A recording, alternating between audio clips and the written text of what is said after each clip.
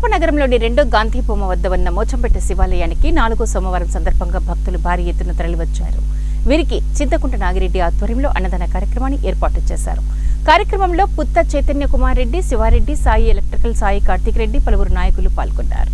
అన్ని దానాల కన్నా గొప్పదానం అన్నదానం అంటారు. ఇవాళ కార్తీక సోమవారం 4వ వారం తరఫున అన్నదానం శివాలయంలో మోచంపేటలో మనం అన్నదానం జరపాలని నిశ్చయించుకున్నాం.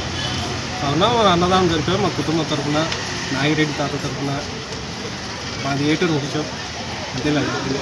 ఓం నమ శివాయ, ఓం నమ శివాయ. ఈరోజు కార్తీక సోమవారాల్లో లాస్ట్ వారం కార్తీక సోమవారాల్లో చాలా పవిత్రమైన రోజు. ఈరోజు అన్నదానం చేస్తే పుణ్యం ఉంటుందని రామ్మోహన్ రెడ్డి గారు, నేను చింతకుంట నాగిరెడ్డి గారు ఈరోజు భక్తాదులకు ఈరోజు భోజనాలు ఏర్పాటు చేయడం జరిగింది. భక్తాదులందరూ బాగా చూపించినారు.